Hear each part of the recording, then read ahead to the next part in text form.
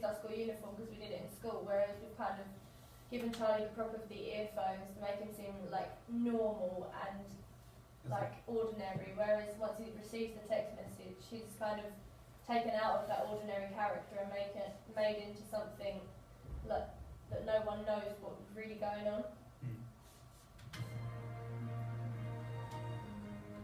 We were also able to switch shots there from opening the door and match the 180-degree rule, which we failed to do in our prelim because we took that out.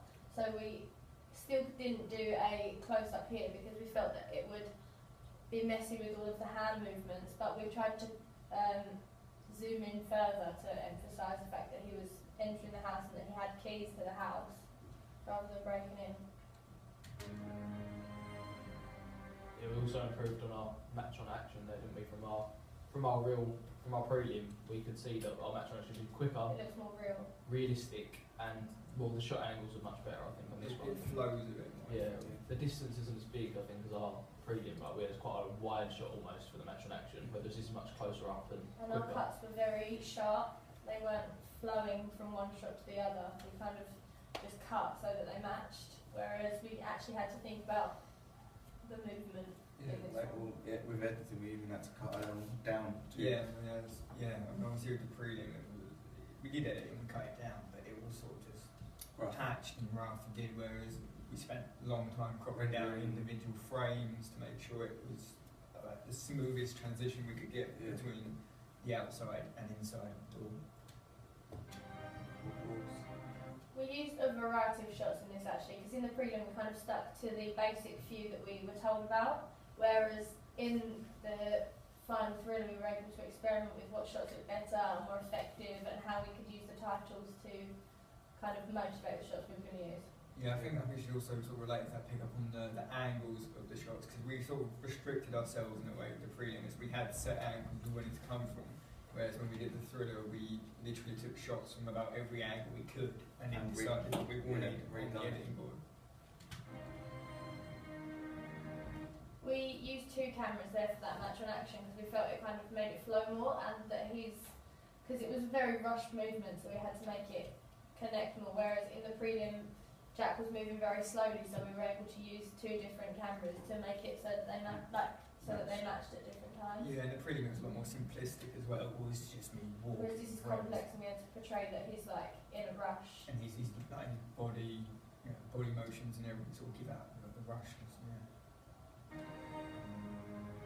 We used that kind of point of view shot so that we could show to the audience the character's perspective, and we didn't really do anything like that in our prelim. We kind of stuck to the basic rules of what we were told, whereas in this we were given a few basic shots that we had to include, and we kind of went on from that and developed our ideas and kind of became independent and experimented with the shots.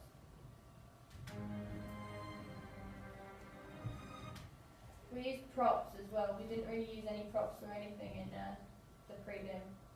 Yeah, I mean, it's worth mentioning that not just props that he picks up like clothes, but also just in the background, everyone on the table, Like any insight to the character and what he's like.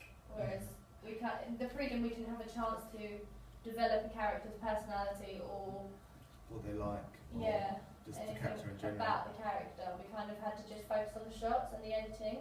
Whereas in this one we had to consider like the character and what he was doing and how that was going to motivate us. Yeah. And to get the audience really intrigued to why he's panicking and what's this package about and how it's going to affect later on in the film. Yeah, it sort of keeps the open questions whilst setting the scene and giving you an idea of his character, but keeping that sort of mystery element still there. yeah, we definitely had to think about where we were going to place things in the room. So we kind of had to move the table across the room so it looked a bit obscure. Yeah, to whereas get bottles of like old wine, beer and stuff put on the table to make it look more as if he was older. it was kind of to make it look like it was desolated as well, so it was just him there. Because if we made it look like a family home, it would have been more casual and slow paced rather than what we tried to convey, which was like a fast paced thriller with a lone main character that was by himself, and we needed to motivate where he was going to go without other characters being introduced, whereas in the prelim we had to use the other character to influence Jack's movements. with the news report, we thought that it doesn't have to be on the screen the whole time, even the dialogue. We just need to get the initial point across, which I definitely think we found out from a prelim through the dialogue, because this is our only use of dialogue in our final piece, and it's not dialogue of a character, Yeah, even then it's sort of more background noise. which we found out we didn't need to use over the whole. Like the music could kick back in as soon as our initial point of the news brought across, even when it's still playing. It kind of gave us a way to show the audience what the character was about without using him talking to himself, because there was no characters for him to interact with. So we used the kind of idea of a news report to convey to the audience ideas, whereas in the prelim we didn't really have anything to convey to an audience because we were just given set and shots to use, so we didn't really use a storyline, whereas this one we had to consider the story and what it was about. The video of the news report in the background worked quite well as well, because as we didn't have the background noise, we replaced it with music. Having it sort of running in the background and then focus on it every now and again sort of just gave it more of an environment.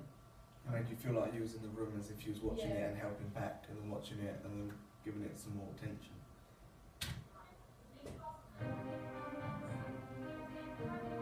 We then see like Charlie's reaction to it, whereas we didn't have anything in the prelim that could kind of Spark an interest. spark a reaction from any sort of character. It was kind of just a general conversation about schoolwork, whereas in this one you kind of see a character's true emotions and how he's feeling and how rushed he is, even more so that people know about it and that it's live on TV. Also here we can see that even doing the basic of all things, like packing a bag, we couldn't slow down the movement of our thriller, so even the shot reverse shot of the packing of the bag just helped maintain that pace, We which didn't even use very quick actions. It was just the editing that more so makes it more panicked rather The than rapid editing. the slow basic like even with editing. Jack that you sitting can down bring in our prelim, where he didn't really, it was just him sitting down in one continuous shot. Simple actions but fast editing can definitely maintain the pace which we found from our prelim. We found out that we had to have loads more shots compared to our prelim. That everything had to be. Even when we did the first cut, we Yeah. found out we didn't have enough shots because we were still going by what we used in the prelim. Yeah. I think a key thing that we took from the prelim, whereas in the prelim I was the main character and here Charlie's the main character, is that the story, the environment, everything that's happening pivots around our main characters. We've gone for that motivated editing kind of feel. And obviously in the prelim, me as the character, I didn't really do much, I sort of just sat there. So we took that away, and Charlie's constantly moving, constantly doing something, except this one pause to really sort of drag out and emphasise attention. We also tried using different shots that we didn't see a lot, like this over the shoulder shot. It was kind of to give an insight as to how he felt about the thing he was watching, rather than just switching between the news report and then him. We wanted to link them together in a way that kind of captivated the audience.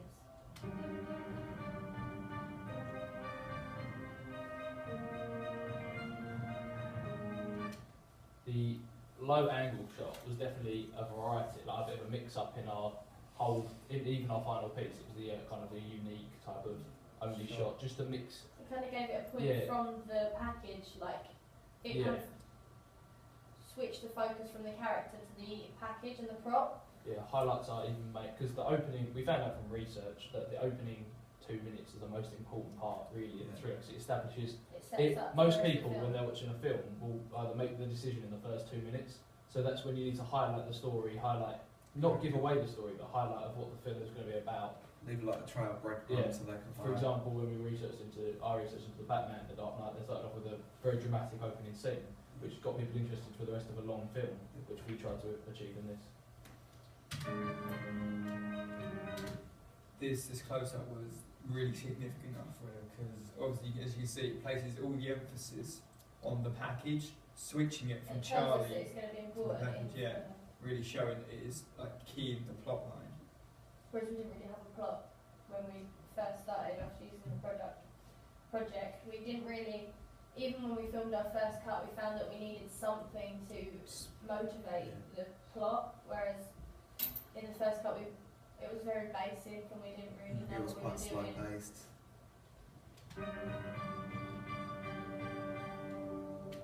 We kind of emphasised the props there because if they were in the background and they were not very noticeable, whereas in this one you can see that he's got the cigarettes, he's got the wine, so you know he's an older character, and you can tell that he's kind of been living there for a while because of all the stuff that's just been accumulating over the surfaces of the room. Yeah, it really sort of adds to the character development. It's quite a lazy character. The music change as well then, as we were saying earlier, that's when the second, because we've established the first dramatic thing that happens, slow down the pace, and then this is the start of the actual introduction to the final introduction to the film. This is going to lead on from now to the film, so the music needs to build and build and build until the point at which the film will start.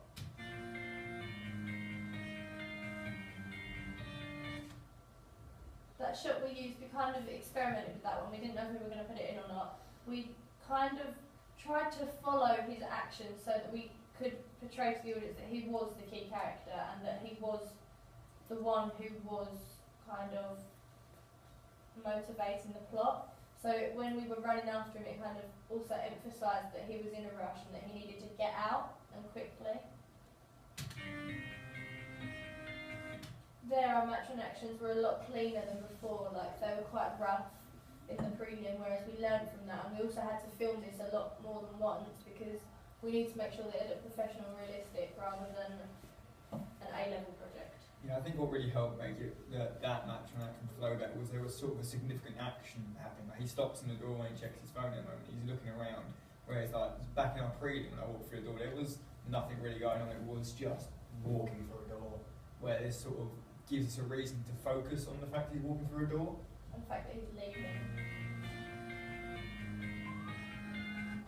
There we've kind of started to introduce the external noise of a police siren, and that kind of sets the subgenre for the thriller, and it tells everyone that it's going to be based around crime and that something important is going to happen to that character and he's on the run from something. I think the element of danger that we included, which we lacked before, I think, because without the element of danger, it was just kind of plain, nothing was going to ever happen. But by having just the sirens and no actual view of the policeman, you left as confused as the main character. We didn't know what was going to happen, when it was going to get called, how close they were. We just know that how quick he needed to get out of there, which will be replicated in the editing. We kind of used the unknown number to make it so that they didn't know if he was in the right or in the wrong, but they just knew that he was on the run from something. So the title also gave it away, whereas we didn't really have a title or a plot or anything for the prelim, we just focused on shots. I think that changed from our prelim as well, because we've used our technology and resources available in a much wider way. We thought at what point, even with the phones, just apart from filming, what else can we use everything for? And we've also still used all of these shots, like this shot we wouldn't have thought of using in our prelim. We didn't even think of following Jack's actions and motivating him and making sure that all of the cuts and shots were motivated by him. Whereas this one we seriously had to consider it and make sure that the focus was on him and not the external parts of it, like the props or the setting. Yeah. We made sure that he left the door open in that because we had to. Sense of realism. Yeah, it gives the element of urgency. Yeah, if you're running, if you're in a rush, you're not going to think to turn around and close the door. Whereas when we walked through the prelim, we accidentally left the door open. It was just there by chance.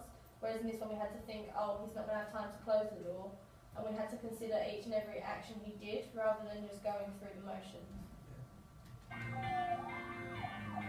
The 48 hours earlier bit gives the audience a sense of, oh, is he the one who has been accused, or is he faking it? What has the package got to do with it, and how is it all linked in?